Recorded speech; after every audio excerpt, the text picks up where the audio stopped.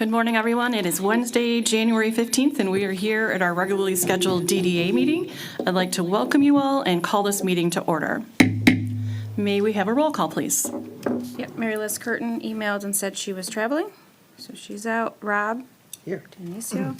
Joe Gadoff also emailed and said he was out. Valerie, I am here. Marty? Jeff Margulis? Here. Andrew? Nope. Joe Marucci? Paula? Here. Charlie? Here. Dennis? Here. And Bob White. Okay. Thank you. We're also going to now stand for the Pledge of Allegiance. Pledge allegiance to the flag of the United States of America and to the republic for which it stands, one nation, under God, indivisible, with liberty and justice for all. Thank you. This morning, we have a presentation from Oakland County, Main Street. We have Annika Norris here. Annika, we are ready for you. And good morning. Good morning.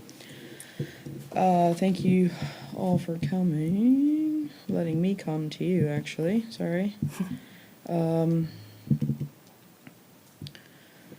I know several of you came out to the county for a board training just the other day. I appreciate that and thank you. And do I have to share a screen?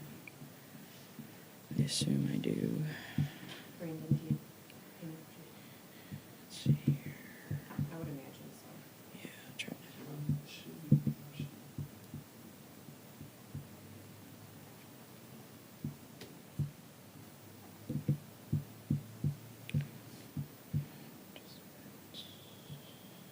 Sorry.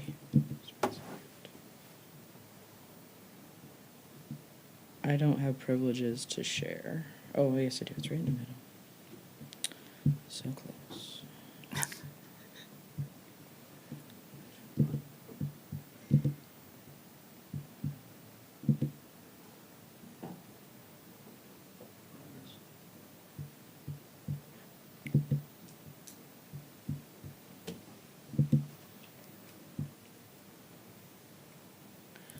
Okay. There we go. Okay, so, I guess before I kind of get into this, I don't want to duplicate what was presented at the county presentation. I mean, it was an excellent presentation. It was very in-depth. And then we have additional handbooks for anybody else. I should have brought those today. I wasn't thinking, but I wasn't sure if you grabbed one for every board member or just the people that attended. So I'll make sure anyone who didn't get the handbook will get that. But I also wanted to see if there were any questions even before I begin this, so I can kind of make sure that we hit the right topics and answer your questions as I go along in the presentation. I have one question. Yes. Is the presentation from last week available? Yes, Okay. it is. Oh, non-video. No, it's a PowerPoint. So so there's a lot of information that's missing, because that was a 3-hour training, and we know it can be difficult to get to those trainings. You all have jobs and lives and other things that you do besides this board. So, It was excellent. oh, good. Yes, and you were there. Yes, so thank you. It was very good. Sorry. So I'm not going to go in as detailed as that particular presentation was, but I was hoping to hit on a few things and try not to just duplicate it. Were there any other questions? Madam Mayor, Yes. so that was the intent, if we recall back in December, we said that we would invite Annika, that we were rallied to attend the training and then build on this. That was like a 101, this might be like a 101.1. Yeah. Yeah. Okay. So no further questions. Please just kind of raise your hand or whatever as I'm going through if you do have questions. I always think presentations are much better if they're interactive and not just somebody talking at you. And my goal is to talk with you and to you and not at you. But just some real basic information starting out here. Main Street America was actually established in 1998. The whole thought and process was actually in the early 70s.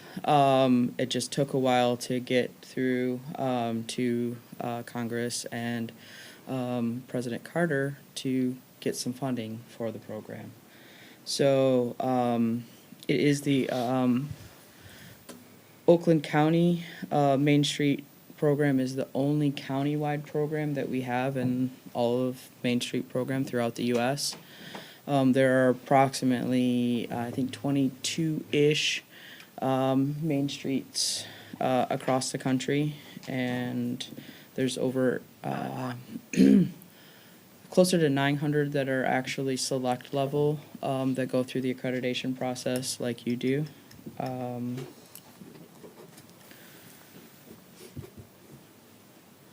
So, and this has actually changed. There are actually 29 communities that currently participate in Main Street, Oakland County right now, in our county-wide program. And I guess I kind of pointed on that we're the only one, but I think the reason that that's so significant to you all is that Michigan has a Main Street program. They didn't always, that's why Oakland County started. They kind of dropped out of the program and then came back 2 or 3 years later, and Oakland County was already finding a lot of success with the program, so they figured, why would we get rid of this when it's successful, so let's keep going. All of our funding comes from our Oakland County budget. It does not, it doesn't, we don't get money from the state.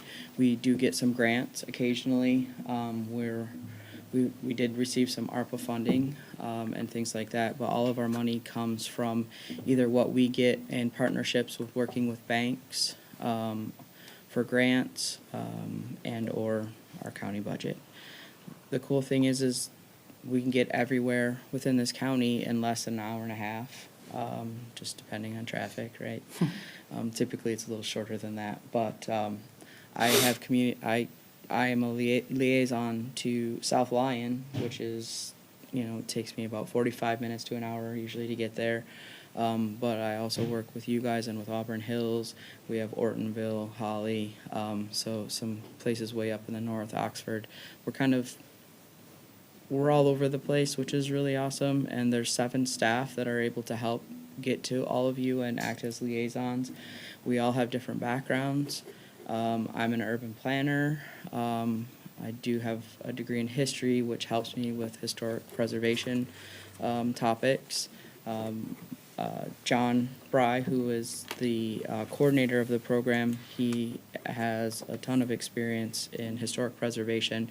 He's also been a manager. We have a Tim Colbeck, who I don't know if any of you've gotten to meet, but he is also an urban planner and was a manager.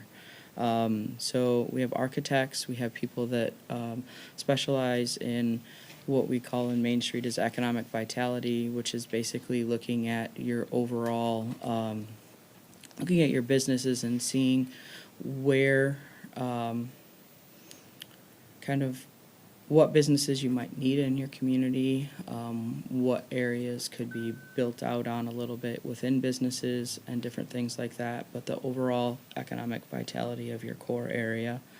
We have architects and just a whole gamut of people that specialize in marketing. So our backgrounds are also part of what we bring to the table when you join Main Street. And I'll get into a little bit more here. We don't need to go through all the communities. But I like to think of Main Street as, it is an economic development tool, but I like to think of it as kind of like the car body and engine and everything else that goes along with the wheels that are the DDA. The DDA is a law. It's tax increment financing. It's PA 57. You can look it up. It is a law that allows you to basically kind of get back taxes that would go to the state. You set it at a base level. We don't need to go into all the details, but that is the funding that allows you to do things within your core district of your downtown. Main Street is actually the economic development tool that allows you to do things with that. It provides you the organization, and it provides you all of the tools that you need to be an economic development group for your community. So those two things pair very well together. You've got the funding and the rules and regulations, and then you've got everything else to help you actually run your organization and tools to teach you how to do it and how to be a board and all of that kind of stuff. So there's 4 points to Main Street, and those points are economic vitality, design, organization, and promotion. And you will hear us talk about those 4 points all the time. Those 4 points won't change. What changes is how you use the 4 points. And I think one of the very important things that Oakland County does as a coordinating program is we meet everyone where they are. We're not going to tell you this is how you do Main Street and this is the only way to do Main Street. That's not going to happen.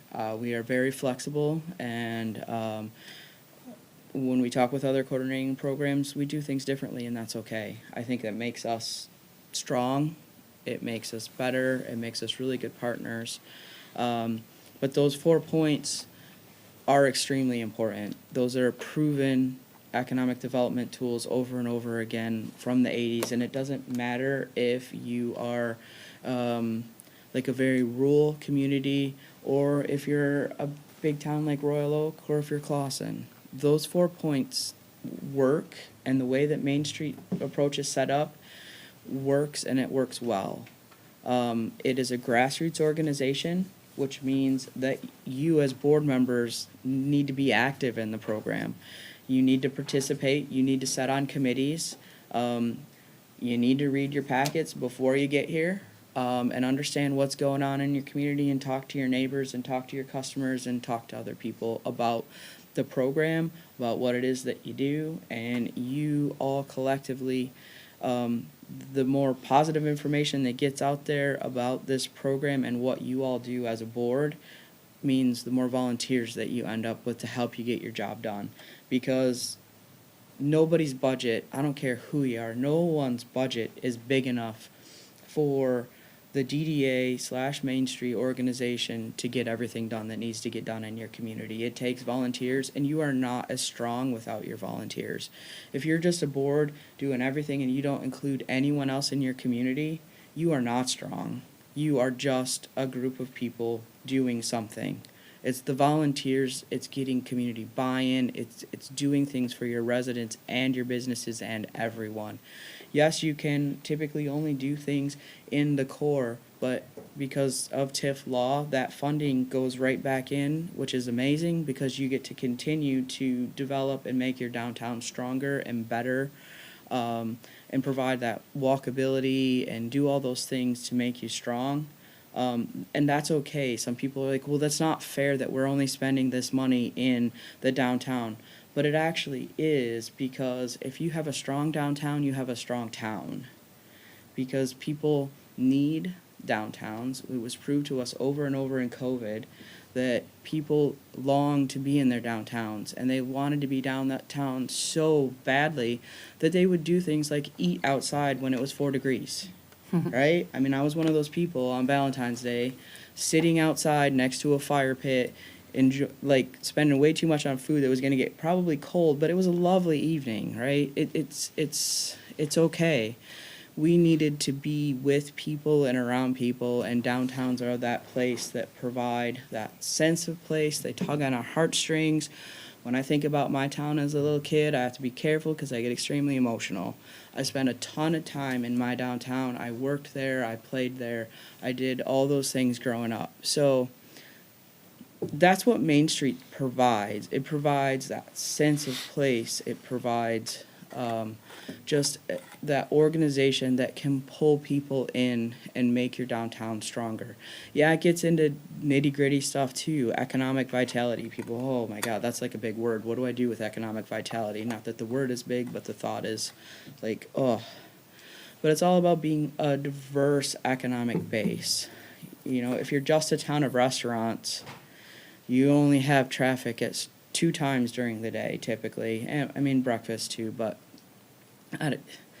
you want people to come to your downtown and walk around and experience your downtown. If they're just coming and going, it's hard to get that true sense of place. It's hard to get people to really feel the feels that you want them.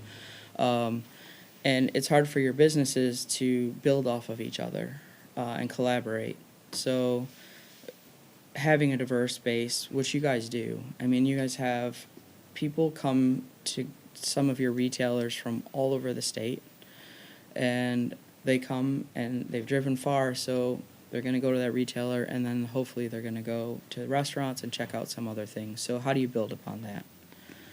And then design. Design is huge, and design also includes historic preservation. If we don't think about historic preservation in our downtowns, we're forgetting a lot of our past, because historic preservation, yes, we have some buildings, and everybody's like, well, we don't really have a building that's historic. And then you look a little closer and you always find at least one or two buildings that are historic. Those historic buildings are so important because they tell a story about who you are, where you came from, and why you are where you are. And so we always need to tell our story. And historic preservation isn't just in buildings. It's also our whole story. So how do we tell our story? And a lot of that story comes through design, it comes through walkability, it comes through, you have the historic placards, you have art in your downtown, you have different things. Those are how you really tell the story of your downtown. Promotion, that one's pretty easy, and I think you guys do that really well. You guys have the restaurant group that's super active. That is a way to market your downtown, and you don't just include the restaurants within that. The organization, making sure that your leadership, that you're all leaders, right? What are you doing to continue growth as leaders? Are you going to some of our trainings? Are we coming in here and giving you some trainings? And bringing in the volunteers, that's a big thing. We're always, as an urban planner, I can't tell you how many meetings I charrettes and different things I set up to try to bring in community organization, to bring in an understanding to all the residents of what it is that the downtown is doing. You're focusing on your master plan, you're taking your master plan and focusing on the downtown, but everything that you do as an organization has to reflect back on not only the 4 points, but your master plan and the downtown master plan, because the community came together to decide what it was that your downtown as well as your community was going to look like. So that document always has to be in the forefront. So that's kind of the 4 points in a nutshell. And I'm sure I missed some things, but there's going to always be opportunities to talk about all of these things.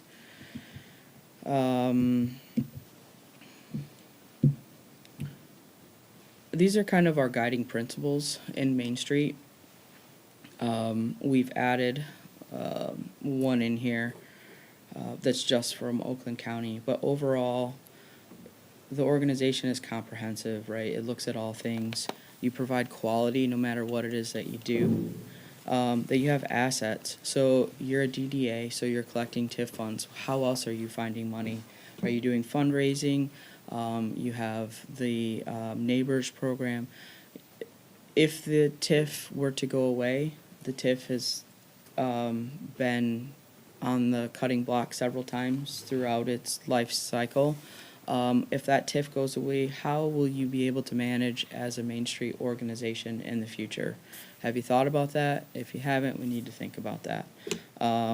Change. Change is the one thing that is ever present. How do we deal with change? Are we ready for change? Are we change makers? Doing everything small and incremental steps is huge. Main Street is incrementalism. You can't change anything. You can't change a downtown overnight. You can't change an organization overnight. How do you do things small with intent? Self-help, that as a board, that you all work together, that you get the trainings that you need. As directors, reach out for additional help when necessary. We are here as an organization, as the Main Street, Oakland County Main Street organization, to provide support and services. I mean, that is my job, is to come out and be in communities and help and provide whatever services that I can provide. And if I can't provide those services, then I will do my best to find someone that can provide those services to you. Public-private partnerships are massive. We work with Genesis Credit Union, and we work with Michigan State Credit Union to provide grants to you.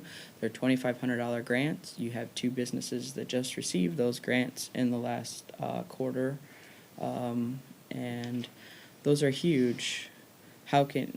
And when you get those grants and things, how can you help us market them so we can continue to get money?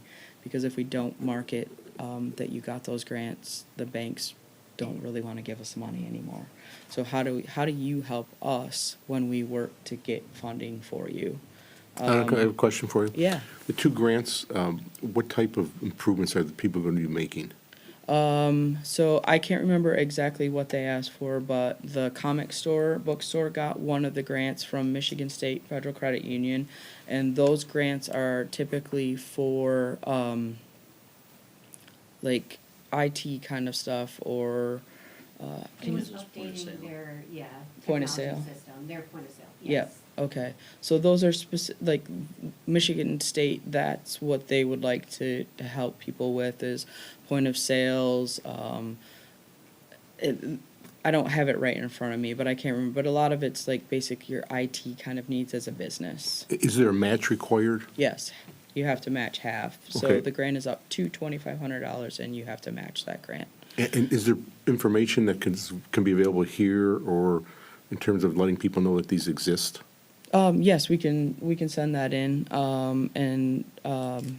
because all the businesses should get them on the link when we let them know that they're live. Send them to who's ever, like the director or interim, and then those get emailed out to all the businesses.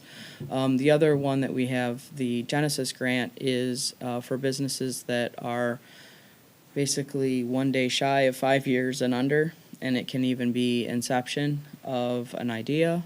And that, just don't apply for a sign. You're not going to get it. Don't apply for a facade improvement grant either with Genesis, because we had Flagstar for years, and we had a great relationship with them, but they've changed hands so many times, we don't have the right person yet. So we are still working on that. That was specifically for facade improvement, and or actually a lot of the communities used that, and that one we could go up to 5,000. So a lot of DDAs went after that one to do placemaking projects or banners, all sorts of different things. And I know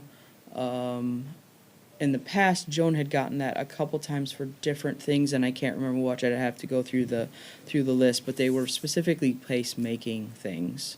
So that's there, and we're always looking for more. And because I'm going to get off track here for a minute and then come back, but because you are a select level Main Street community, you are also allowed to go after grants through Main Street America that they provide, and we try to send those out often. I have a newsletter that I send out. Actually, what is today's Wednesday? I'll have to send it out today. It might be a day late because we're in the middle of accreditation process right now too. So after here, I have to go to Royal Oak for their accreditation. But we have a newsletter that goes out to our directors and staff, and basically there's a grant section in that every month, and it lists a bunch of different grant opportunities. And we do our best to keep that up. We have a question. What Sorry. is select level? What's the distinguishing factor of select level? They're accredited, so they go through the accreditation process. And that is the National Main Street accreditation process? Yes. So within Oakland County, you said there were 29 that are participating? Yep. Are they all accredited? 13 are accredited. So there are benefits to being part of the Oakland County, but not necessarily doing the national accreditation? Yeah, so some of the grants I was just talking about, are only available to select level, Gotcha. Okay. with National Main Street. There are some that are available for affiliate level as well, and they have to, so all communities in National Main Street America, have to go through, and they have to do that self-evaluation form. I don't know if some of you might remember it, but it is an online self-evaluation form. It is a part of the accreditation process, but it is not the entire accreditation process. But if you don't take the time to go through that self-evaluation from Main Street America, sorry, they're still National Main Street, but they've switched their names. So if you don't go through that process, you cannot be an affiliate member. And affiliate members also get benefits without being accredited, but they don't get as many benefits. Are we considered an affiliate member? No, you are considered a select, We are? yeah. Okay. We are not going to go through the accreditation process this year. There's been a lot of change. I prefer not to see anybody fail accreditation. So we will leave you at the select level for 1 year. I'm going to sit down with some staff and do the actual self-evaluation so everyone understands, and then they will take that to the board, and then I can have another conversation. I usually come in every year and talk about your accreditation, and we can go over some quick points and areas that you need to focus and work on, but we are not going to do the full evaluation this year. You said of the 29 Main Street organizations of Michigan, only 13 of them are part of the? Oakland County. Oh, of Oakland County. Only Yeah. 13 of them are part of the national? No, they're all part of the national. Only 13 are select level that go through the full accreditation. What's the benefit then of doing the full accreditation? Sorry if it's a little bit repetitive, but a potential for more grants through that organization. What else? And then what's the cost to us, whether it's financial or just effort? Your membership is $475. Okay. So, okay. So can I get back to that? Yeah, of course. Yeah, because I have a whole point where we'll just talk about your benefits. There's just a couple more slides. No, I'm in not this rushing you at all. overall. I Yeah. like the information. Thank Yeah. you. So we'll go through the benefits at the end of this. So one of the other guiding principles is that you need to be action-oriented.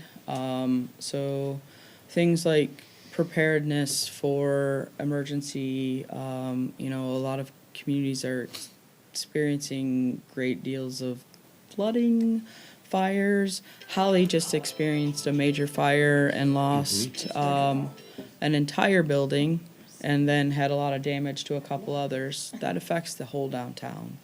And how are you ready to handle those types of things? Flexibility is huge because right above it is change, right? How can we be nimble and move on our feet and be ready for change? And then the last one is repeat. Every year, you kind of need to look at our boards, what we're doing, who's doing what. Do we remember what Main Street is? Do we remember what the DDA is? Do we understand PA 57? Can we kind of briefly describe what it is to people when they ask? It's a very confusing thing to a lot of people. They don't understand what it is. They think their taxes are being taken away and just given to businesses, which isn't the reality, right? It's a recapture of taxes from that area that would typically have gone to the county and state. The county kicks back a little bit extra. You're very fortunate in Oakland County. There is additional funding that comes to you. Just all those types of things, making sure that you understand why you're doing what you're doing. So what we do at Oakland County, so by being a select level, you are allowed, or you are given every year $10,000 in technical assistance. We used to give $2,500, or it depended on our budget, $1,500 to $2,500 every year in what we called in your town training, and then $7,000 to $7,500 in a tech visit. We realized that most people just want to move that all into one lump sum and use it for either a project, a placemaking project, signs, flowers, sidewalk, road projects, all sorts of different things. I know it's only $10,000. You in the past have typically used that for master plans, DDA updates for a plan, because I think it's every 6 to 8 years, your DDA can either be renewed or go away, depending on the lifestyle or the lifespan of that DDA.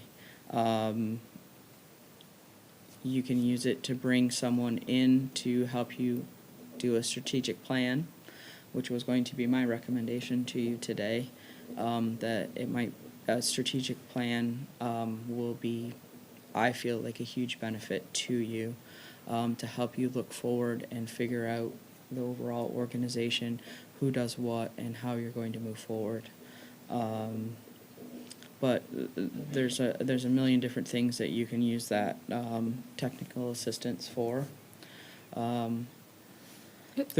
Yes. That's also what we have used in the past for like the parking studies Yes. and the pedestrian studies and things? Yeah. Okay. Yeah. Make sure. So those two grants that I discussed earlier, the Michigan State grant, they chose the communities that they wanted because they were near their branches. But Genesis is for our select level communities, and then they added a couple other communities just because they're close to the branches. But the reason that you get Genesis is because you're a select level community. Flagstar was the same. Flagstar is only for our select level communities. You, as a select level community, you get 2 paid for registrations to the National Main Street Conference, and you get $500. And I know it's not a lot. When our budget gets bigger, sometimes we can expand it, but you get $500 worth of travel, like money towards whatever. Just send us the receipts. We send you a reimbursement for that.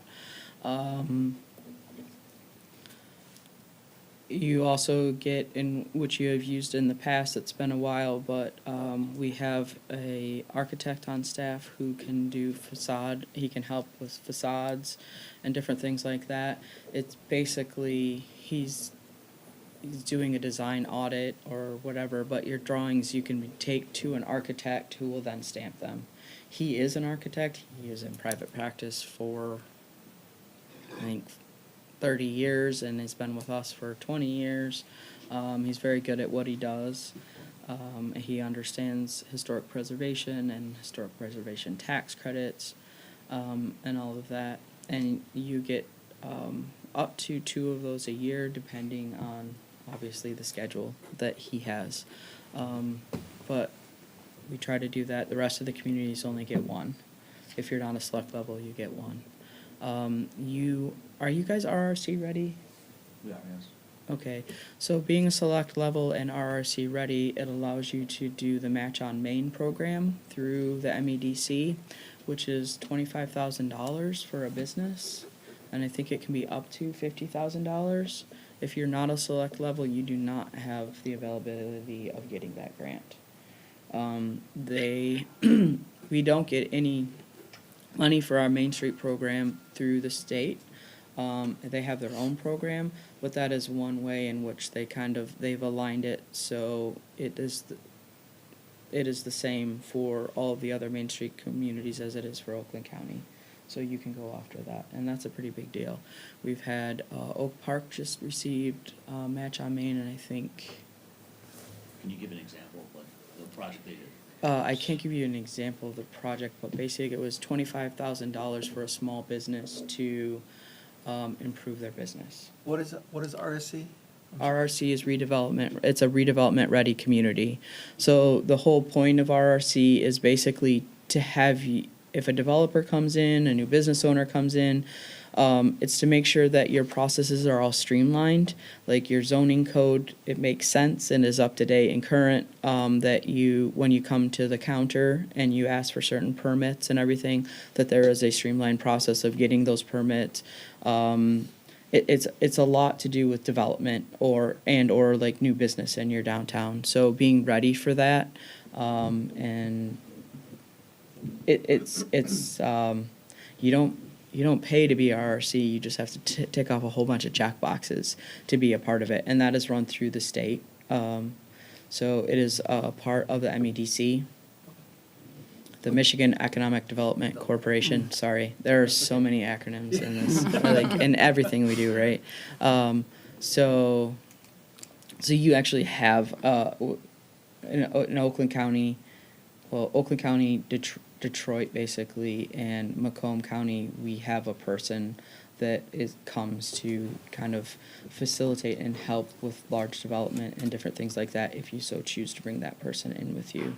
Like, we have staff that can also come in, not through the through the Main Street program, yes. I mean, I've helped, like in Oak Park, we brought MEDC in, we brought in our architect, we brought some other people in to sit down and find funding and different things like that, for like a mixed use. It's not, I keep wanting to say low income, and that's not the right word, but affordable housing project that we were doing there. So we can do other things. You just have to ask. You'd be surprised at what we can help you with. And so So Annika, there's a lot of things. the match on Main for, you said Oak Park. The Oak Park received the grant and they could, no, it was hinged to a project that was business. happening, a Yeah, business, okay. a business. And it just came through Yeah, their through Oak Park. organization, okay. Yeah, so it allows you to help your business. It might not come directly to you, but it benefits your downtown, right? And I Sure. can't remember, Lake Orion got one a couple years ago. Ferndale got one for, I can't remember, they got one during COVID, but there were several projects going on that we got funding for. I mean, they got a really big T-Mobile grant too, which was $1,500 for one of their coffee shops to be able to put in a brand new front so they could have 2 doors so people could enter and exit without having to walk right past each other. But things like that T-Mobile grant is only for Main Street America. That is a Main Street America grant that they got for small businesses within allied or within select and affiliate programs. So you can go after those grants, and they are for your businesses, and they're huge. Has any business within the city of Clawson applied for a grant like that? I don't know. Okay. See, that's the hard thing. So I think that takes part of somebody really asking, like, kind of checking around or being like, this is a grant that I think this particular business would be really good at or would be Right. good for. And so going to that business and explaining to them the grant process and everything. Because all of these grants are not good for all of our businesses. And I do have to say, with our Genesis and Flagstar, and you just need to tell me when I need to stop. With Flagstar and Genesis, our applications have been going downhill. And so we ask that the board and or staff help businesses. What our goal is that those come back to staff and the board for them to review and be like, look, let's get some pictures, let's do a little bit more narrative, let's make this better to make sure you get this. And we've been kind of lenient. I don't think the bank is going to continue to want to be lenient. We're having conversations with them already. And my boss was a little concerned. So we've been trying to help beef those grant applications up. So I know the Flagstar ones are the facade grants. Yep. That's our like standard facade grant program that we get the funding every year, like we have shown in our budget. Is that the same program? Not the same program. Okay. No, Because and you that have we gotten money. normally had provided those facade grants. We'd spend that money pretty much every year, or at least a portion of it, until the last couple years, I think. Yeah, so a lot of people did go after Flagstar to fund their own facade grant programs. We unfortunately don't have that availability anymore. Okay. We are working on finding someone else to replace it. Okay. So- But that's somewhat different than the facade grant program that we offered. Yeah, that The ongoing, okay. almost all DDAs do offer some sort of a facade grant program. I should say almost all active, like really active DDAs offer some sort of a facade grant program. Anywhere up from, we have some communities that I think Hazel Park was offering like 500 and now they're up to like 15,000. So it depends on how you want to manage that money. Do you want to help people do like paint and little things, or would you like to help them do a whole facade, new facade? And so it depends on your funding. It depends on how you want to run it. So yeah. You said that, to reiterate from earlier, you said that you're going to be able to post a listing of all the grants available on, Well, we constantly post, update. Our website is not the best. We're trying to make it better. We don't have full control over that, to be honest. We're a county. So that's why we do this newsletter, to try to get it out and get it out often. So it's once a month. So it kind of lists the big top grants that are going, that you should be thinking about in the next 3 months. Sometimes we do have them that are coming up quickly. We realize those are harder. But if you get on the National Main Street America website, like once a month, there's a ton of information you can get on. If you, as a member, staff will get that newsletters. I think they send out a newsletter every week, and it lists all the grants that they give. So together as a team, I feel like we can get a lot of that information out. Do you know how many grants on average, like a year, go out? Through Main Street. Yeah. For the ones that we do ourselves, I would guess, we have numbers somewhere, but I used to help run those, so I would guess that there's usually at least about 10 for each round, so over 20 grants a year. And then when we had the third one, that would have been an additional Yeah. 20. So actually it's usually about somewhere between 5 to 10 for each organization. So Genesis and Michigan State each time, and they both come out twice a year. Yeah. I actually did one when we started the distillery with Genesis, and it's a huge help, and working with you was super easy. And Yeah, it was awesome, but it was kind of funny because you were putting out like, I don't know, your whole project was 150,000. You got 2,500, Yeah. but it was still awesome. You Yeah. know, like I mean, every every little penny bit helps, helps, and- right? yeah. Yeah. So that's super easy to show your match, and so yeah, and we love, and the banks love it. The banks absolutely love it. They want to be in front of your council. They want to show that big check because, we have to keep them happy. Teresa just loves going in every community and giving that big check, getting to know other businesses, because they also provide other supports and services to small businesses. Like Michigan State Credit Union has a whole like task force that helps small businesses. So if you have things, as a small business, you can reach out. Did you get your question asked? So, I remember we were working on becoming a redevelopment-ready community. Joe, you're saying we are I remember certified for we that? received that certification. Okay. Yeah, I can look up the date when. Yeah, I know Joan was doing a lot of work on that. So I know we helped with some stuff. So yeah, so there's actually quite a bit. We figured that it's approximately $75,000 a year just in staff services that go back to every community, providing 101s, providing board trainings. Plus, we will train staff and your managers. Like the board training we did, those trainings can typically run anywhere between $3,000 and $6,000 to have, plus providing food and everything. And we also have small business trainings.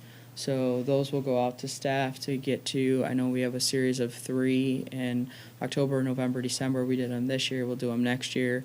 3 different series on, one's basically how to make your website better. Another one will be on like Google stuff, and another will be on social media. Those are the things that constantly come up, so we just have a rotating schedule of those. We're trying to get a couple more out in the month too.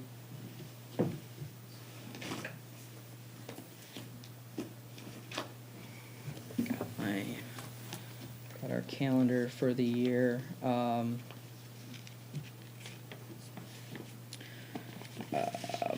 But we have a lot, and a lot of people, here's the other thing, a lot of people feel like accreditation, they get nervous about it, and they feel like, gosh, that's a lot of work. It is a lot of work, and it's not a lot of work. If you are really a strong organization that is constantly working on all of the things that you need to be working on, it is just pulling files and setting up meetings. And I truly believe that it makes you stronger every year going through the accreditation process. It brings you all together so you can talk about the things that are working and aren't working. It helps you define your goals for next year. It helps you fix the things like, so these things aren't working, or we didn't provide enough support here, or do this here. How are we going to do that? That's a whole part of the process. It's not just what are we doing right and what are we doing wrong. It's taking that information and then figuring out how you're going to go through and make yourselves a better organization. Maybe there's board members that are consistently not showing up. Maybe we need to get a different board member. How do we find our board members? We find our board members through our volunteers. So who in our volunteer group has been working really hard and has said they would love to bring their skills and knowledge to your board? Oh, okay, so there we go. Based on these issues, this area that we weren't focusing enough on, this particular volunteer would be great as a board member, and those type of things. It is truly a team-building exercise, and I know you've probably heard me say it before, and I'm sorry, but I cannot think of a better word to describe it, or a better phrase.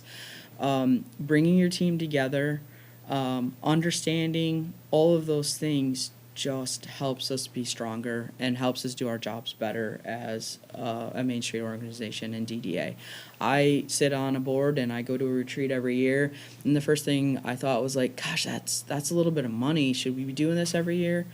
It is such an amazing experience because we all come together, we figure things out, we figure out how to better spend our money or how to make more money or do this or do that, and everybody comes back rejuvenated, they're all excited, and we move on and we do what we're going to do. So I don't think they're fluffy. I don't think they're a waste of time. I think they are extremely important for us to understand why we serve on a board, why we would do what we do, and how we continue to move forward in potentially a new direction. So I know there's a lot of there's always, well, what's the value? I think that's a ton of value, and guaranteed I've forgotten probably 5 or 6 events that we do. We do a leadership training every year for our managers. I hold manager roundtables 3 to 4 times a year for our managers so they can get together and talk about things that are going on in their community and bounce it off other managers' ideas. It's not a managers meeting. We also have a managers meeting every other month where we bring in some sort of education for our managers, whether it be how to crowdfund, how to be a better leader, how to manage your board, how to manage your time, how to take a moment for yourself to breathe and stretch and do all those things that you need to do, because a lot of times DDA managers, I swear, that is one of the hardest jobs out there. I honestly, because it gets messy, because there's a little bit of a political arm, right? I was talking to someone the other day about DDAs and how they so often get messy because they have 2 masters, because you've got the board and then you've got the city and then you've got, city council. They came out of city council, but there's a board and then council and then city manager. So we were chatting and I thought this was very interesting. He's like, I honestly feel like they set up DDAs to provide a little bit of tension purposely. It makes you really think about what you're doing and why you're doing it and how you're spending that money. But it's teaching people how to manage that tension so it works out well. And I kind of like that, because I really feel, because if they didn't do that purposely, it was just mean. To be honest, it was just mean. So how do we, taking this positive view that they put it in there intentionally, how do we help our managers better manage that tension? Because you got a political arm there, and not all people that work for a city are political. They're, civil servants. They're there to do a job. But how do we manage that tension, and how does the board help the manager manage that tension? How do we all work together and work with our city staff and our council in a productive and positive way? So we provide as much training as we can for managers, because it is a very difficult job. They have way too many people to please. I could keep going on. So I think that's probably a lot, and yeah. I would segue for you. I would Okay. segue. So part of this was we have so many new people on the board, and we also have new staff, and the intention, my aspiration was that we would provide this service at least on a temporary basis. So a lot of us got a greater relevance and understanding of Main Street. You're giving us a reprieve for a year.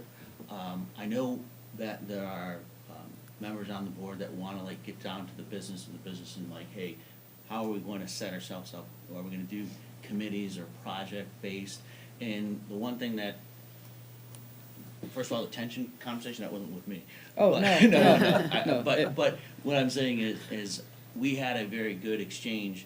And the one thing that I thought was very enlightening for me was there's a level of flexibility that I don't think we all were aware of beforehand. And two, you had made mention to me Joe, here's the difference. You want to be a supportive administrator. And so that's what I want to do in moving forward. So having a discussion, if you can help us facilitate, if it's the board's pleasure, the intent was to have some discussion about committee makeup to start the projects moving forward, or to start the committee assignments or work moving forward. I know that events seem to be a big one. You had a previous makeup of 4 different committees. Maybe the intent is to have discussion, is it based on projects? Internally, staff and I had a conversation, and we were kind of thinking that 3 things to focus on, potentially. Beautification, well, first and foremost, events. That's probably where, from my observations, the greatest amount of sweat equity and participation, volunteerism is needed. Beautification, infrastructure, and then as we were sitting here talking, I was thinking, well, maybe we should have an accreditation committee, so that it's more inclusive. But I'm just spitballing that as something for everyone's consideration. So, but I know, Valerie, you were concerned about, hey, what's our work? I know Charlie and Rob, you both have, you're heavily involved in events, and I think you want to either further build or refine them. And so maybe having this conversation with Annika here as far as facilitating it from a committee construct, from a project construct. You did mention at the training advisory versus standing committees, and I think there were some nuances when it came to the Open Meetings Act there that deserve some consideration. And so if it's the board's pleasure to continue that conversation, or I don't know what you're doing next month. Yeah.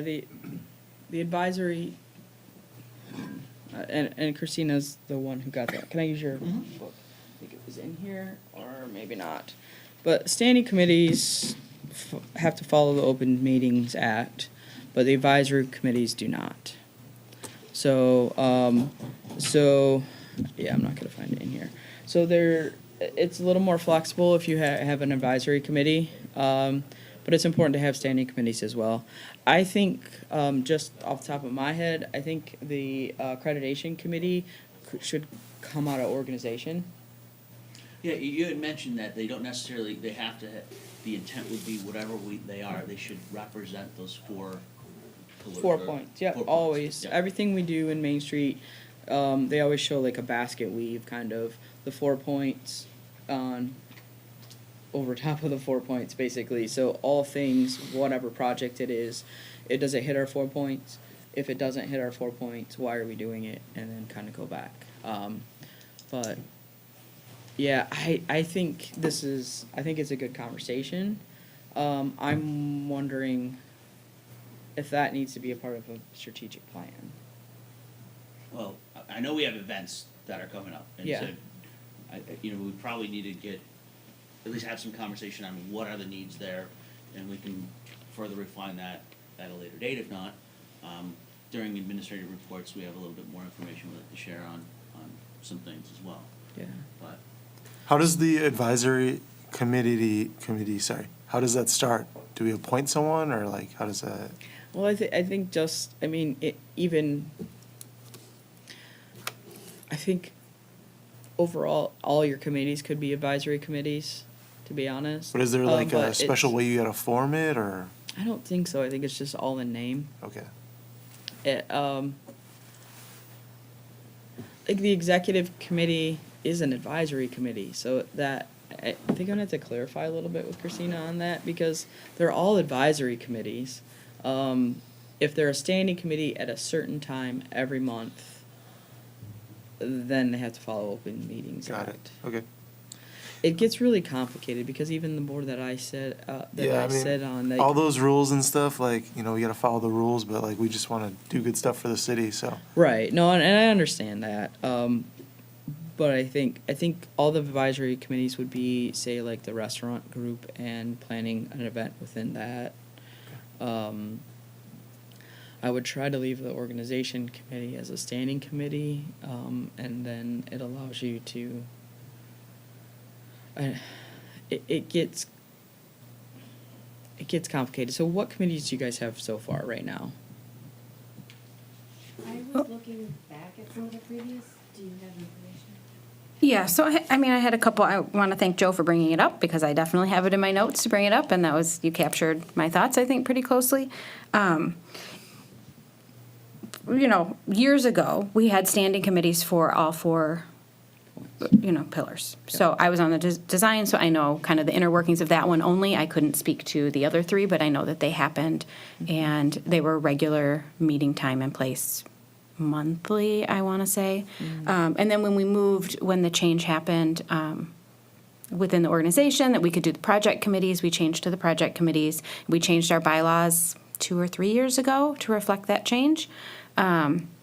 And then, like Dennis and I did the alley committee. That was a project base as we were kind of putting that, and that was an offshoot of maybe the design, Right. street placemaking, streetscape. So those that would fall under an advisory committee for sure.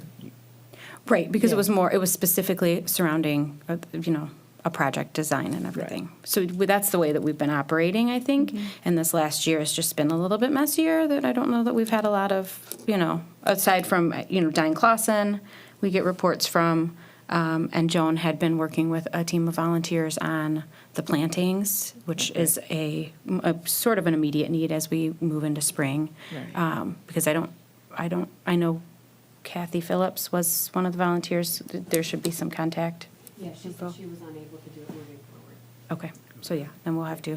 And just going back to kind of like capture my comments and what I was thinking that we should get, I don't know if we need to get it on the agenda to discuss, but, it would be nice to see, like, in the training, it made it pretty clear that that's where the work gets done. And Yes. that's what, I think that we all can talk a little bit strategic here, but then we all go back to our daily lives and day jobs, and we haven't been able to get any work done or gain any traction, and Right. without having, and I think it's as easy as setting let's set up how many committees do we think that we need as a board, and at least set the intention that we would, come up with a meeting. We can't decide that today, maybe the meeting day and time, or monthly, or, if we need more information on advisory versus standing.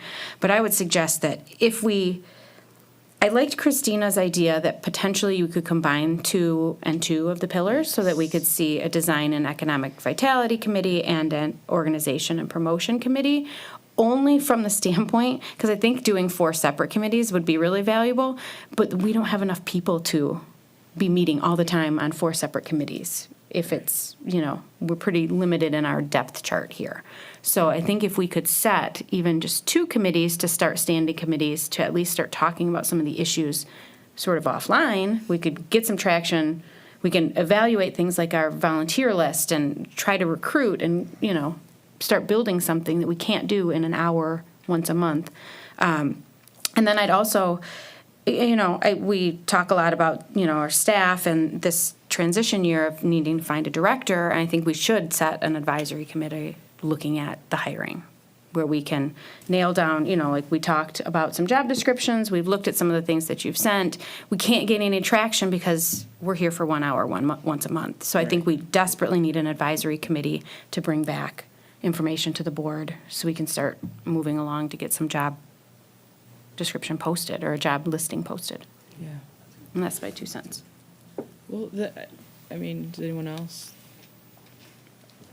I think that's a great idea. I think that combine 2 committees, or combine 2 of 2. Yeah. So, but I think organization is your first step. I mean, at this point right now, you have to have the organization component somehow, even if you combine it with one or the other. But that needs to be one, and then kind of pick which one goes with that, and do that. Yeah. And maybe And that then- doesn't make sense. Maybe we need 3. Maybe promotions needs to exist separate. And I defer to you promotions experts and. And it can. I think it doesn't. I honestly don't think it matters, other than to do something, to pick a route. Whether it's one committee that you all kind of come back to try to get some things done, or not. But you can't get it all done here. So I like that a lot. It's a little bit separately, and maybe we can put a pin in it and you can come back to it. But your suggestion that we use our tech funding for a strategic plan, I'd love to hear if you have ideas for that, if you have a team or a company or a person in mind to help us with that. Yes. And how, does that become the task of this year's organization committee to tackle something like that? Like what does that even look like? I don't know. Yeah, because I feel like, I was super thrilled that so many of you came to the board training. That was awesome by Christina, but she was the one actually that popped into my mind to do the strategic plan for you. She's been working in several of our communities right now. I think she's been in 7 of them, and done the strategic plan, which is really huge because it helps everybody figure out what's most important, what needs to be worked on, and the overall organization as well is a big component of that. So that was, and you might have some money left over to do some other things. And that's the other reason that we do the tech money, is because we can help bring in the right person without it having to go through all the bureaucracies of typical government. Because we have a whole bunch of people that specialize in Main Street that we work with closely, and so we can bring them in. But if you wanted to go out to bid on that and see who else is available, there's always that opportunity as well. So you kind of have to figure that out as a board if you're accepting to take a recommendation and see the work and go with that, or if you'd rather just go out to bid on your own. What does the timeline look like for a strategic plan? For a strategic plan, I don't recommend this, but she did one in Royal Oak with 2 weeks' notice. I would prefer that she have at least a month notice, because part of the process is sending out surveys to your residents to get feedback and business owners. So I would like to see a month lead up to the actual strategic plan where she came in and set a time to do it with you all. It is a 3-hour process, so you will have to dedicate some time either in a morning or in an evening. And the more of you that are here, the better. And the more of you that you can bring in from maybe the planning commission and city council and other areas, the better too. It's not just the board. It's bringing everyone in. It's kind of, think of it like kind of creating a mini master plan, but the master plan is specifically for the DDA. I thought she was great. I think getting a strategic plan done sooner than later would be really beneficial. So, I would be in support of procuring that, and putting that to the board sooner than later. I don't know if that can be voted on, made a motion for today or not, but I would be in support of that. You know, like Annika was saying, that spring is coming up on us, and I know that there's a lot of events that we're trying to plan already for spring, and it's right around the corner, and we need this infrastructure before we can do due diligence for these events that we're planning for the summer, for the spring, summer, and fall. Kristen, hang on one sec. Is there a formal process we need to follow in order to establish, say, the two committees today, so that we can get a schedule today for everybody of, like, say, kind of like Valerie mentioned, the Economic Vitality and Design Committee under one, and then Organization and Promotion under the other? Is that something we're able to accomplish today, so that we can get the process started? Someone make a motion? I was just gonna say, I We can can- make a motion. We can attempt to. I mean, we have form. I would not want to assume with your busy schedules that there are 2 days in mind that, you know, work for everybody, so whatever suggestions you may have. It's a great suggestion. I think we should. Mr. get Raker? that started. For the moment, can we suggest, we know that advisory has some leniencies as far as the Open Meetings Act is concerned, so could we make the motion as advisory for the moment, so that we have that flexibility, and then we can have at least some construct to move forward with the events? Then you would be able to email behind the scenes regarding setting dates and all that. Yep, so, I mean, this is separate from the strategic plan, so we'll have to make a separate motion for that, but I would make the motion that we set up two advisory committees and coordinate offline days, times, and participation in one that is a design economic vitality and one that is focused on organization at this point. Do we want a third one for promotion? Thoughts on that? Probably. And a third for promotion. So Plus, 3 it's a flow advisory between committees. everything. So, Okay. I second.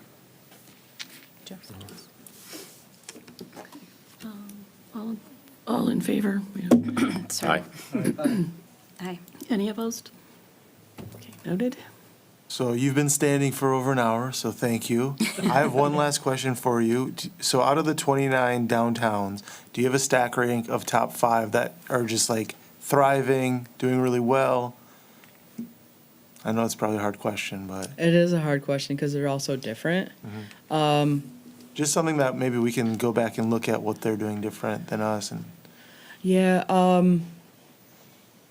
I think Berkeley is a good one for you guys to go back and forth with. They're getting a new manager though, so so you guys are kind of like going to be on the same track. But the way they operate and all of that, I think is good. And you guys have gone, like Joan did a project in I think 2019 with Berkeley where they went into each other's communities. They had, and I don't always recommend this, but I think it was awesome the way they did it. They had like a secret shopper kind of deal. They would go into businesses and ask kind of the same questions. And so people did it from here and Berkeley and here. And then they also went into City Hall and asked about, so how do I get a sign permit or whatever? And they also kind of graded that process and then shared that information with each other. But if you guys would like, and I know this is asking you to take more time, but I have taken bus tours. I can get a bus from the county, and I've taken DDAs on tours of other communities that are similar and or maybe what you'd like to be like and or like these are the things they're doing to get like you, just to kind of give us a reminder of the communities around us and what they're doing and things like that. So, and I've driven many people through Clausen. But let me think about that for a little bit. But Berkeley, I think, is a really good one. You know, Ferndale's good. They're coming out of a few things with their board too. Everybody hits bumps. Everybody has things. Farmington. It's amazing. They did an amazing Yeah, Farmington. job. Yeah, Farmington is on fire right now. They're just like in a good way, not a bad way. In a good way. They're doing really good things. So yeah, Farmington I would look to. And they just applied for Great American Main Street, which is Main Street America, a huge award for being like one of the best downtowns. And they got, like, runner-up. It's huge, absolutely huge. It is like a great honor, so, Cool. Thank you. yeah. So, I'd love to see Okay. you guys do the strategic plan, too. I would also like to make a motion that we authorize Kristen to reach out to Christina to put together a proposal for us to review at our next meeting for the cost and details on the strategic plan workshop. A second. Does that go through Christina or does it go to Annika? Kristen. Oh, Chris, you said, did you say Kristen? I said too? Kristen. Yeah. Okay, sorry. For I Kristen heard- to talk to Christina. Yeah, but Kristen should be talking to Annika? Well, Annika will well- coordinate it? I'm just trying to figure Yeah, that out. I'll connect, yeah, Okay. Christina with them. Yeah, but Yeah. she doesn't need to reach out to Christina directly. You'll take care of that. No, I want her to talk because well, I'll talk. Okay. We'll all talk. All right. And Thought then it we'll went have to through you. approve Yeah. the budget at the next Okay. meeting. Yeah. Right. We can't just run with it without. No, I know, approving but it. I thought Okay. she was our coordinator. That's why, that was my question. Not that I don't think she should talk to Christina. I just thought, Yeah. she's our coordinator. She will do that. Because you said there were other people too, because Christina might not be available right away, right? Yeah, yep. So I'll see. I'll get Christina to give your proposal and time frame, so you can work with the board through them on the time frame, and I'll see if there's anybody else that is available as well. Great.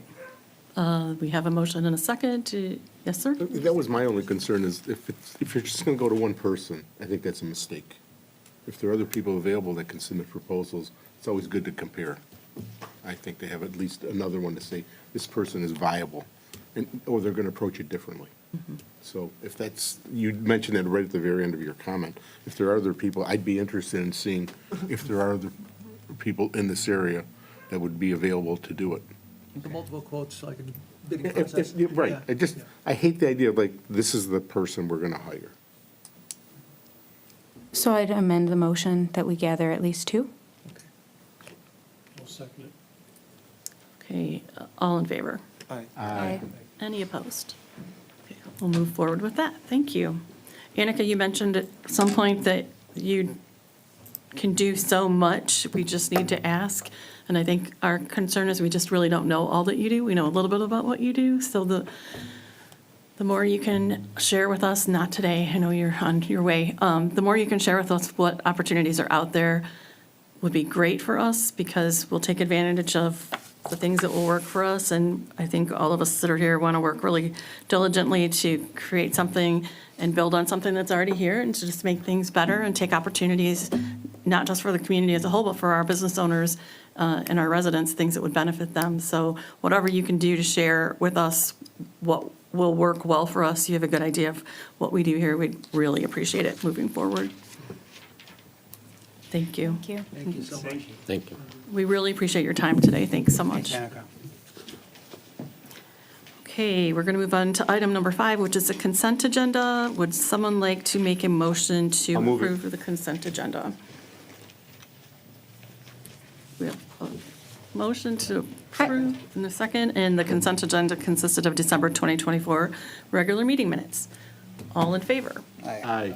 Any I just have a opposed? question on, do we need to approve our financial reports every month? I thought we had to approve both the meeting minutes and the financial reports, and we didn't approve November's. Right, for December, but then last month, I don't think that Mark presented and gave us a lot of good information. I think we just neglected to approve the November. So I would motion to add that to the consent agenda. I only noticed it when I did the meeting minutes from last month. Okay, we had a motion and a second. All in favor? Aye. Aye. Any opposed? Thank you. Who was that second? Me. Okay, thank you, Charlie. Great. And then we'll move on to item number 6, which is new business action items. Item A is director turnover update. Kristen, are you doing that? Okay. I just wanted to note that it wasn't without bumps or hiccups, but the turnover update is complete as of now. Of course, there's always going to be things that, we don't know what we don't know, so as things come up, we'll just kind of tackle those together. But as of now, all is good. I have full access to the Facebook now, so, yep. Okay. Anything else on that topic? We have access to the website. Yes. and access to the Main Street and everything else. Yes, so our membership expired in November. Once I found that out, I did send our renewal, so that hasn't been received by them yet. Okay. But it is in the works. So yes, I do have the login information and everything will be okay once that payment is received on their end. Okay. Thank you. Great. Do we need to make a motion to release that payment to Joan for severance? You or- guys, We already approved it, we're at, right? yeah, we'll move forward with it. I mean. Okay, so the payment will Yeah, get we do. released. We can Okay. do that, yes. Okay. Item 6B is the December 2024 financial report.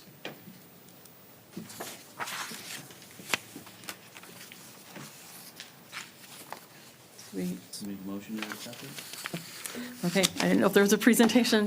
Would someone like to make a motion to accept the December 2024 financial report? I'll move it. Thank you. Any seconds? Second. Thank you. Any questions? All in favor? Aye. Any opposed? Thank you. We've just approved our December 2024 financial report. We'll move on to item number 7, board comments. Does anyone have any comments on our board? I got a couple. So going forward, if we, depending where events do lie on this, a couple things that we do have to kind of get locked down for the future. Cinema in the streets, we usually have to reserve that screen like within this month so that we don't lose that space. It's Michigan, or Fun Flicks of Michigan. I do have the contact info for you if we need to. It was Alan Jones who ran it last year. He did a really good job. Screen was good. They showed up on time. So overall I would say if they're still in business, we should try to use them again, or at least get it locked down. I believe we reserved the space, and then it looked like the contract was signed in June. So I don't think we have to pay up front or anything like that, so we can decide on if everything is moving forward on that. And then for the Spring Open Air Fair, right now, the website has all the vendor signups going to the DDA director email. I don't know if you have access to that. I believe the process that we used to have with that was they would send in their request to be a part of the event, and then they would pay through PayPal. So that would be the other one if we have access to the PayPal and doing that. I handled the food truck side of it. With kind of the boom in restaurants that we have had, I'm thinking if we do it again with food trucks, I'm looking at maybe Kona Ice and like a carnival food truck, just to kind of add some presence on the street, but that'd probably be about all. The Mack truck that we used to have come down, they actually opened up a spot in Oakland Mall and are no longer operating, so. And then depending if Satellite was up and running at that point, or if they wanted to be out there, or talking to the, House of Barbecue, if he wanted to use his food truck out there. But that would be kind of my goal on that if we moved forward with that. And then I know you've been communicating with Clausen Fest, which basically kind of, they handle a lot of their stuff. So that's all I got right now. I did receive one application for the spring open air. Yeah. So it's in motion. Okay. Officer Kelly, is Kelly all set with all the dates and everything? Yeah, I sent it was called labeled the 2025 DDA events and gave down road closures, all the timeframes for setups, tear downs, all of that. It looked like it was good. I haven't had a chance to sit down and kind of go over the small minutia details of it. But And Joe, are you all set with the DPW on that? Is the DPW all set with those dates? Yeah, absolutely.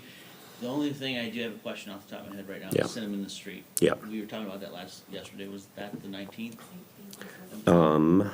So I have it as July 12th. That was per the 12/18 meeting that we had.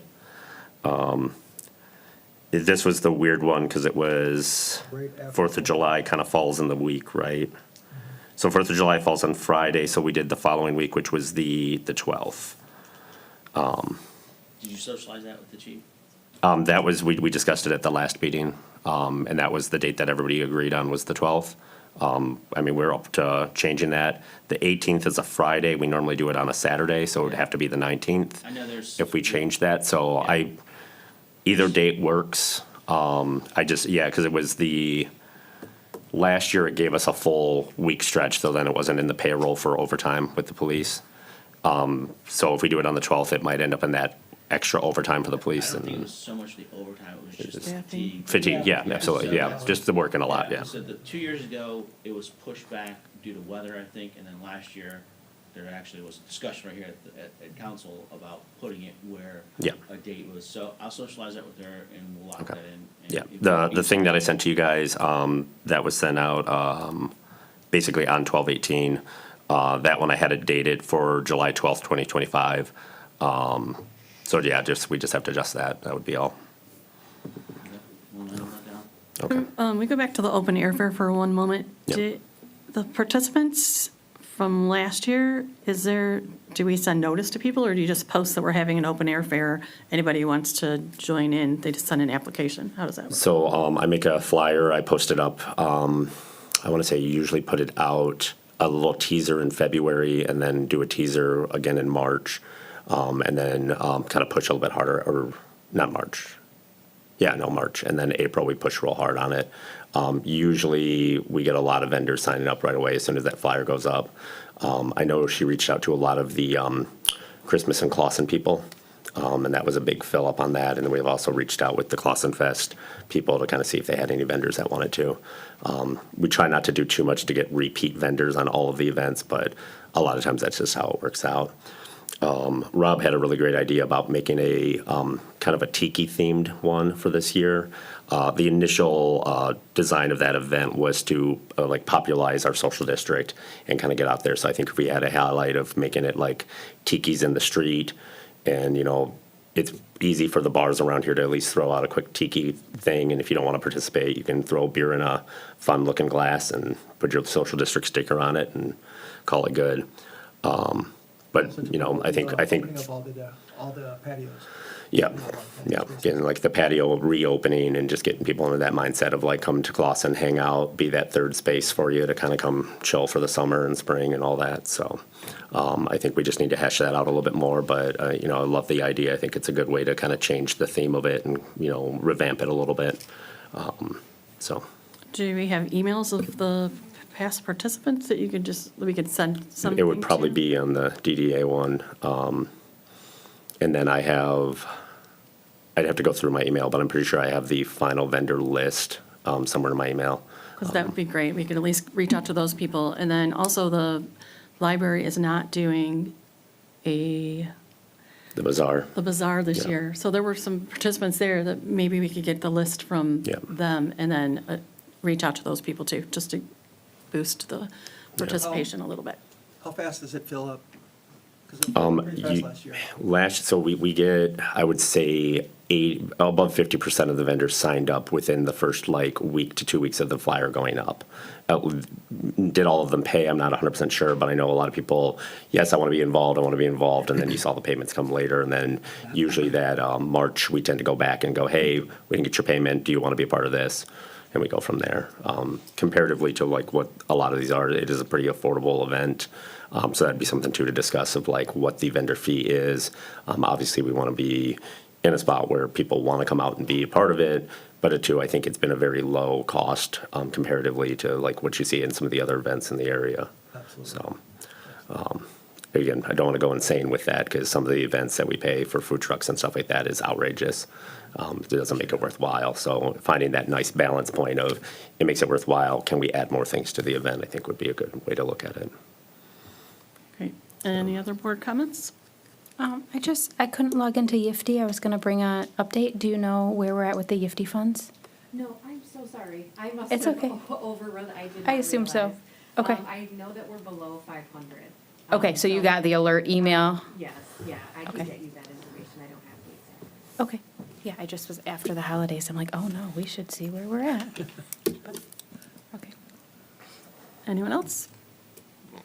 We will move on to city administration comments. Ladies first? All right. So in discovering the, login information for everything, I know we were under the assumption there was 6,000 in PayPal. There was closer to 11.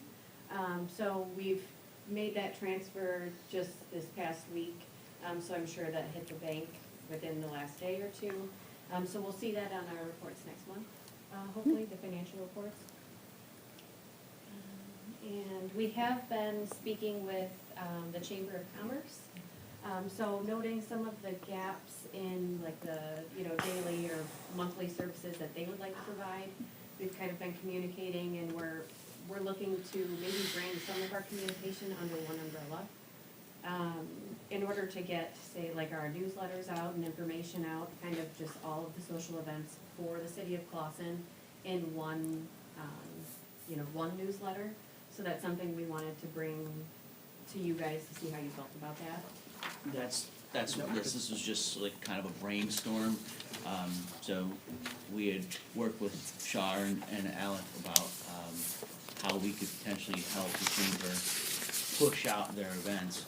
And then it was kind of like thinking, well, like, why don't we try and bring all these events? The fact that we don't have a singular calendar, I think we will definitely get to a singular calendar where everything is all co-located. But to have whether it's constant contact or basically a combination of all of their contact databases so that we can exponentially reach these people to inform them of what's going on in Clawson. Now, whether we call it, we're trying to play off the heart or, there's just a whole bunch of different things on there. But the idea would be whatever it's called, let's say it's called the Clawson Social Cornerstone or whatever the heck it could be. I kind of envision like you would have the chamber, the DDA, the city, the school, like brought to you, your social connection brought to you by these entities, and it's like a one-stop shopping where you know what's going on in Clawson. And I don't know what your thoughts are on that, but we just brought it to your attention as far as something that we thought would have some value, and not be a consistent, like, individual reproduction of efforts. The monthly newsletter that was done, this is something, that we were thinking we could add to that. I know in the MailChimp account, it looks like there's maybe 700 email addresses where that newsletter was being sent to. So if we combine that with the chamber, they have about 1,000 recipients. I'm sure there would be some overlap, but we could just, the more eyes that sees, these events, the better. So that was the basis for that. Is that strictly going to be like It would be electronic only, yeah. And it would be, Strictly the electronic. intention would be bi-weekly, Okay, yeah. okay. Would you be operating, say, another like Facebook page on this too? Or would it just be strictly a newsletter? No, okay. Just the newsletter. Okay, I think it makes a lot of sense for the newsletter, more eyes, more Yeah. yeah. engagement. The consensus, we can further collaborate and develop this so that there's been some historic differences between some of these organizations, and putting them all next to each other under some type of banner, I think that it sends a positive, unified message, and it's hopefully ease of use and convenience for the consumers. Alex? Yeah, I think the other thing too is Brandon mentioned that we could do like a PDF format as well. So for local businesses, if they wanted to print them out, put them out there, so that way it's another form, because not everybody does email and stuff like that. So we have different options like that, but I think it's a good idea to bring us all together so we can work, together on different events, because I would love to work on, I'm sure it'll be brought up at some point or another, on different things between the chamber and DDA to be able to work together on those things. I think too, if you can get to a PDF format, even finding a like condensed version of it, like highlights with maybe a go to the website or go here to check this out or subscribe here. That way it's easier to post up, like throw it in the bathrooms where, oh, I've got a minute to read. It works. And then would it include like business spotlights, specials, like the idea is you could include anything in it, right? I don't know what your guys' goal is. No, it was events, I think, was more. Just events? Yeah. Well, I mean, we'll still have the other communication, and we can still, maybe that's something. Is there a way to find out all the different communication, see what can be combined? Like, I don't see your emails. I know what our emails were. I think you've been looking at like with like say the library and other things like that, involving them as well, where it's again, how do we stretch this out and do that? I think that's a good idea. And then even putting up there of like, hey, we're looking for volunteers, it's again, always that stretch of, the same few people always volunteering. How do we get more people? Maybe it's a thing of accessibility and, And we can refine it as we go yeah. along. So, no, I think it's a good idea.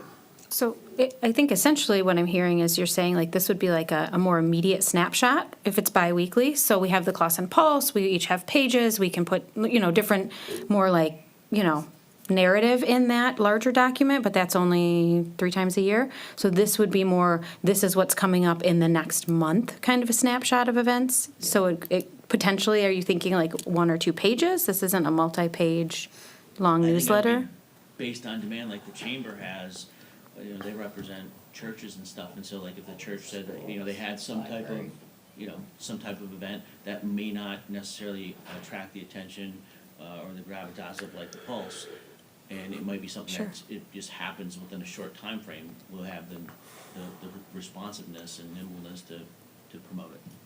Okay, so like I guess I'm big on calendar views. That's the way that I look at my life, is look ahead at a monthly calendar. So it'd be something like a snapshot like that, including all of those Yes. like smaller entities. Okay. There's something I proposed before that I wanted to do. I was planning, and I discussed it with the city before, something I want to do in the front of my building. But because of the ordinances, we couldn't do it. But Nick and Brandon seemed like it was a really good idea to distribute amongst as many restaurants as we can. And it's kind of similar to what you're talking about, the whole snapshot. And it would be to have screens in certain areas that actually, on a regular basis, is controlled by Brandon or whoever. And it just shows like all the different events, month to month, like everything. I actually, when the clock, Yeah. when the clock revitalization through the schools, I was just, and I'm not trying to poo-poo that clock, but that clock is in a lot of different communities, and I don't necessarily think it has like a heartfelt, history with Clausen. I was just like, I thought like, why wouldn't we do something more like that? Not like a Megatron, but Right. like something where you're promoting where it's more, Universal. nimble and responsive to what's going on. And so we did have a conversation at the joint meeting with the school district about having some level of joint, like electronic board, one board, but I like the direction you're going with maybe having multiple, so that, if you're downtown and you're rolling out of one of your restaurants, you're like, well, what is there to do? Because there are some things that are starting to percolate, to develop where, Dennis, you have, on a professional sports team. And so maybe that is something along with, I know like the Royal Oak Leprechauns is considering the potential move. If it's mutually beneficial, how do we make those connections to where like, hey, just walk down the street, hang a left, and, you're at the game, or walk up the street, hang a right, and you're at, Whiskey Taco Foxtrot, so. You're talking like wayfinding kind of kiosk, Yeah. not Yeah. billboard, like the kiosk style. Correct, and it's a pretty simple program that if whether it's a kiosk or if it's a slideshow, it can be controlled from one point and distributed easily to all the different TVs or whatever screens that we have throughout the whole city. Yeah, we talked about that a couple of years ago, like taking a Raspberry Pi, hooking up to a screen and controlling it.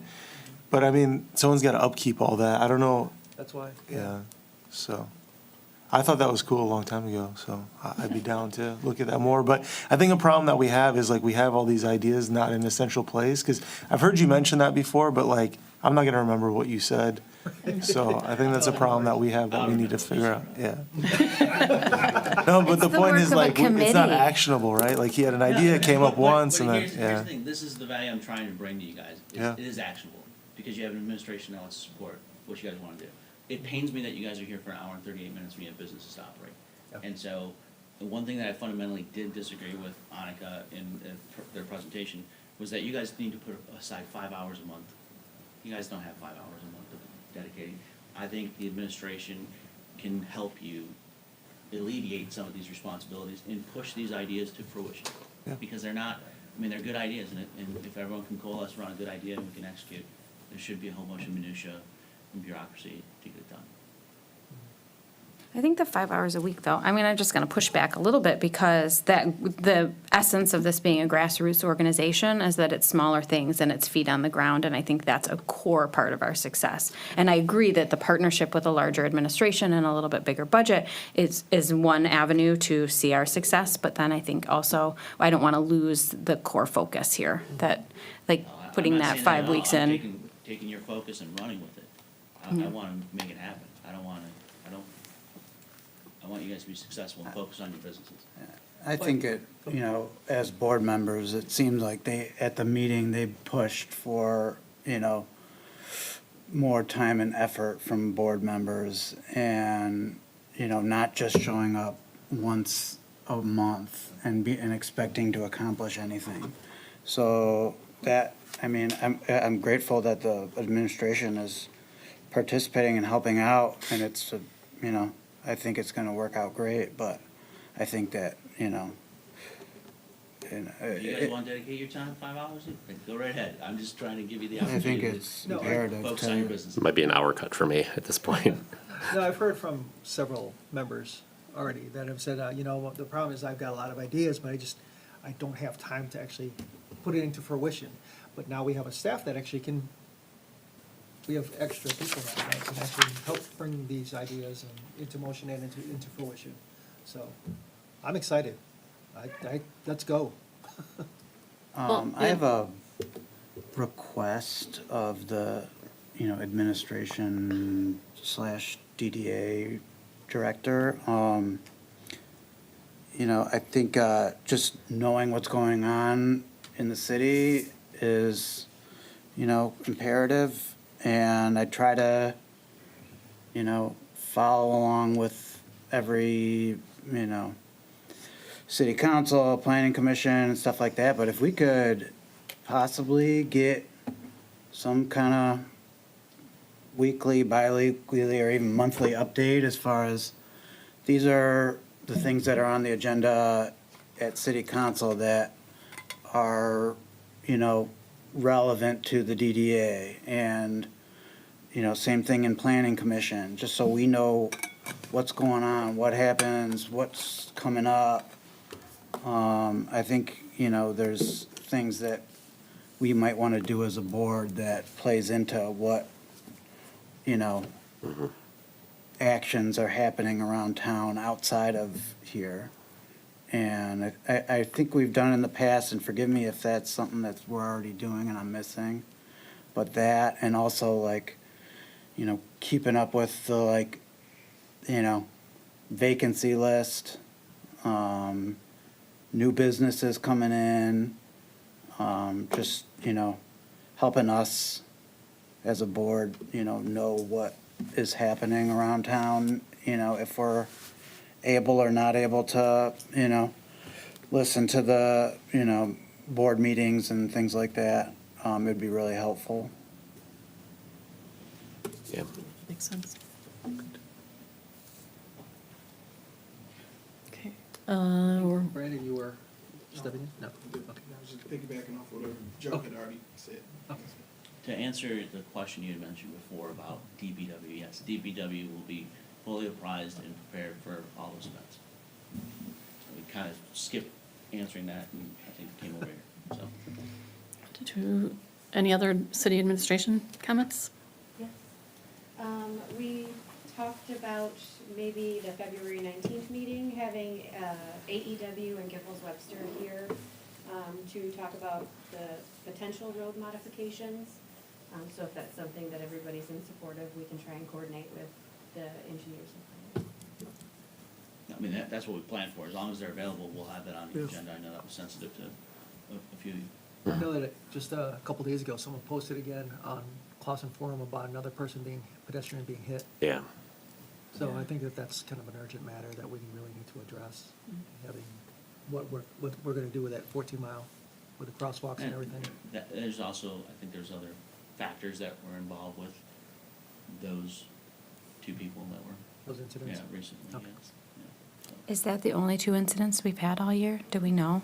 I believe. 2025. I mean, oh, right, I mean, all year. Yeah.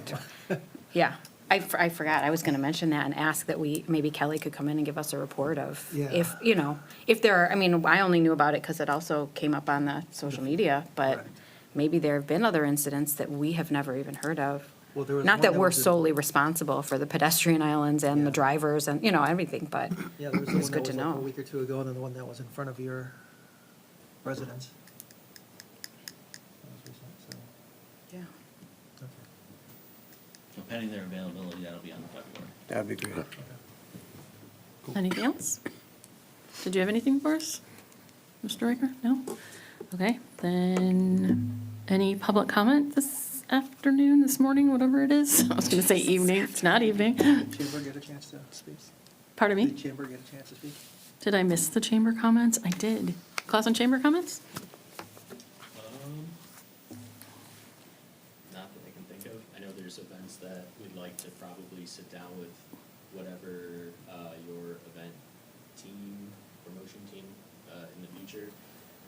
You know, I had floated by Kristen, you know, doing like a restaurant week, doing bar crawls, different things like that, which I think would be good because it always intertwines what we do and what you guys do. So, but other than that, Shar, do you have anything? No, but just to remind everybody that if you're not doing anything on Friday, we have euchre at Shields. We do have you So guys, yes. it's a fun event. You don't need a partner. It's not competitive. For $25, you get to eat. $35, you get to play. And we do have 3 cash prizes. You get pizza, all kinds of pizza, salad, breadsticks, and 2 pastas, plus all the soft drinks you can imagine, including lemonade soft, unsweetened tea, regular tea, coffee, so cash bar obviously, but please, if you can't come, you know somebody. We are close to filling up our reservations, but we still have a few more spots. And you have raffle prizes. Yeah. and Pardon me? Raffle prizes. Oh, raffle Yeah. prizes, yes, yep, and 50/50. But if any business owners, I know a lot of you guys are business owners, if anybody wants to donate a basket, we're always still willing to accept. But yeah, I think that's everything for the chamber. And I do believe they were talking about boards and committees. They don't necessarily have to be a member of the board to serve on a committee. So if we wanted a representative from the chamber to serve on some of our standing committees, it would be acceptable. So that's, we should keep that in a conversation. What did you say? Advisory committee. Advisory committee, yeah, sorry. What was Yeah, it? right, not, make sure. Was it advisory does not have to follow OMA, but organization does? Or was it the other way around? Standing does, I just had it wrong. Yeah, I said it wrong. Surprise, I said it wrong. This is also an open invitation to the public. Yes, yes, and at that Anybody who's meeting, excited to get involved. yeah, at the meeting at Oakland County, a Clawson resident came up to me and said, I had requested to volunteer at some event downtown last year. And she said, no one ever contacted me. So we have one person ready to volunteer just out of the Oakland County meeting the other day, which is kind of fun. So. Okay, this has been a good, productive, kind of long meeting. Sorry about the length, but it was good information. We have good things to move forward. Would anyone like to make a motion to adjourn? I'll make a motion to adjourn. I second. Thank you. All in favor? Aye. You guys have a great day. Thank you for your support and your time. Meeting adjourned.